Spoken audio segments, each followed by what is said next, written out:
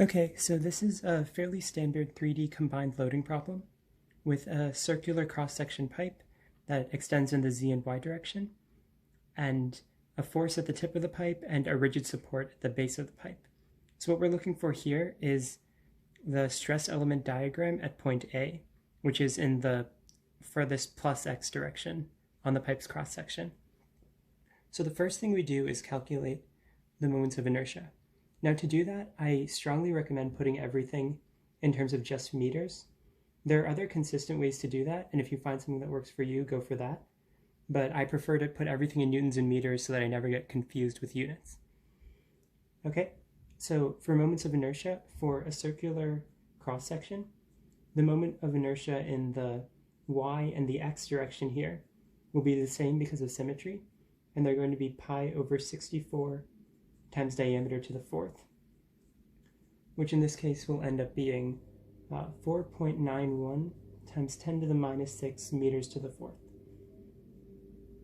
Then we also have the moment of inertia in the z direction, and so that, which we also call j, is going to be pi over 32 times diameter to the fourth. And that's going to be about 9.82 times 10 to the minus 6 meters to the fourth. And these formulas only hold for circular cross-sections.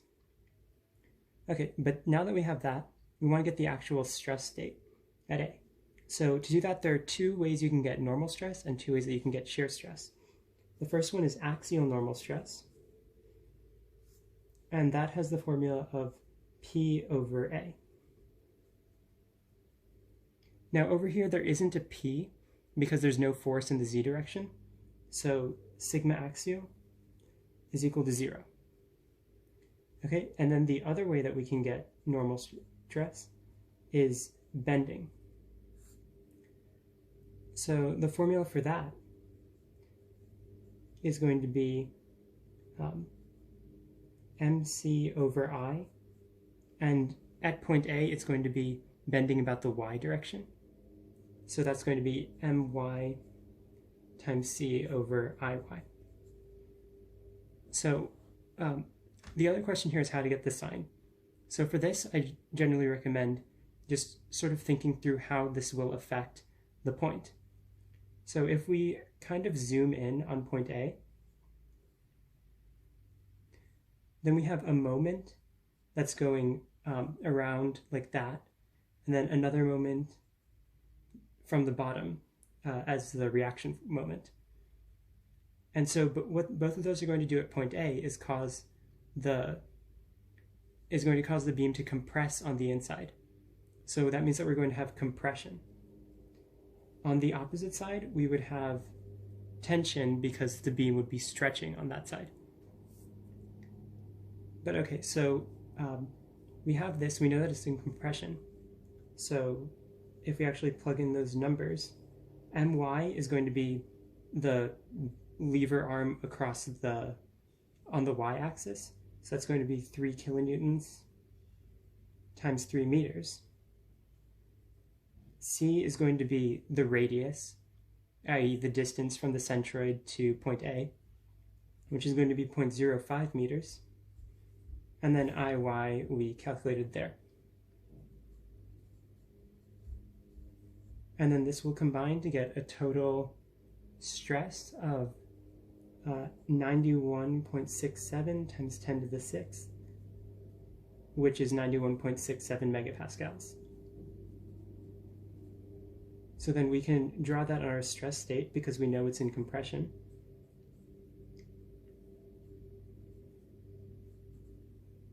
Of 91.67.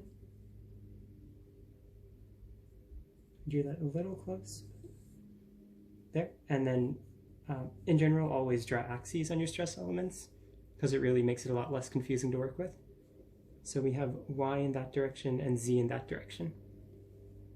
Okay, so those are the two kinds of normal stresses that we can get. And in total, they give us a normal stress of 91.67 megapascals in compression. Now there are the two kinds of shear stress we can get. So the first is direct shear.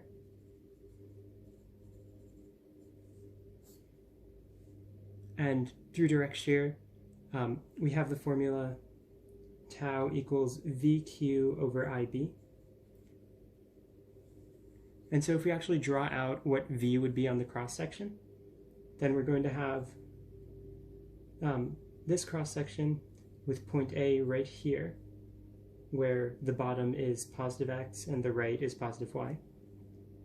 And then a force in positive x of F, 3 kilonewtons. So what we can see over here is that since A is at the very bottom with respect to the force, Q is equal to 0. So that means that tau here is also going to be equal to 0. So we can ignore that for now. And then the other shear stress that we have is torsion. So with torsion, the formula for that is going to be torque times radius over J, or IZ. So this is also fairly related to bending in the way that the most difficult part is figuring out what the sign is. So if we again draw the little zooming in around point A, then what we have is this torque, or the moment about the z-axis, and then counteracting by the reaction. So just from looking at this, we can see that it's kind of pulling around clockwise if you viewed it from the positive z. And so that's how you get this sign over here. And since this is point A and the stresses kind of follow the forces, what that'll end up with is, on our stress element diagram, this configuration. Because the arrow on the top will be based on that moment, and the arrow on the bottom will be based on the direction of the moment on the bottom.